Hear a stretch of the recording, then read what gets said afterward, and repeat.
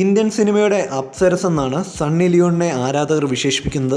നീല ചിത്രങ്ങളിലെ നായികയായിരുന്ന Sunny Leon Indian സിനിമയുടെ അപ്സരസായി വളർന്ന കഥ ഒരു നാടോടിക്കഥയ്ക്ക് സമാനമാണ്. സ്വപ്നതുല്യമായ ഈ വളർച്ചയ്ക്ക് താൻ കടപ്പെട്ടിരിക്കുന്നത് ആരോടാണെന്ന് സണ്ണി ലിയോൺ പറയുന്നത് ഇങ്ങനെയാണ്: മോഡലിംഗ് രംഗത്ത് വന്നപ്പോൾ എനിക്കാരും വലിയ പരിഗണന തന്നിരുന്നില്ല.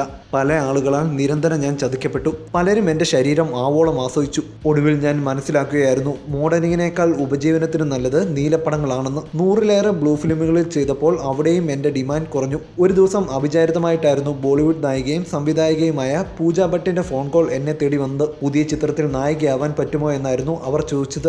ഒരു നിമിഷം തരിച്ചുപോയ ഞാൻ മറ്റൊന്നും ചിന്തിക്കാതെ സമ്മതം മൂളി. അവർ എന്നെ ബോംബെയിലേക്ക് ക്ഷണിച്ചു. ബോളിവുഡ് സിനിമയെ പറ്റിയുള്ള അറിവുകൾ പറഞ്ഞു. ജിസം 2-ലെ നായികാവേഷം നൽകി. ജിസം 2-ന്റെ പോസ്റ്ററുകൾ പുറത്തിറങ്ങിയപ്പോഴേക്കും എന്നെ പോലും അമ്പരിപ്പിക്കുന്ന ഒരു നക്ഷത്രമായി ഞാൻ വളർന്നിരുന്നു. ഷാറുഖ് ഖാനൊപ്പം റേസ് എന്ന ചിത്രത്തിൽ ഒരു നൃത്തരംഗത്തിൽ പ്രത്യക്ഷപ്പെടാൻ എന്നെ ക്ഷണിച്ചപ്പോൾ ഞാൻ ദൈവത്തെ വിളിച്ച് കരഞ്ഞു.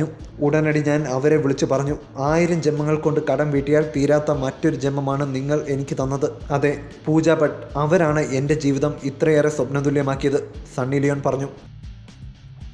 You're watching me on metromatney.com.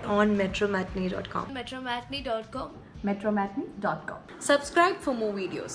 Subscribe for more videos. Subscribe here for more videos. Subscribe now. Thank you.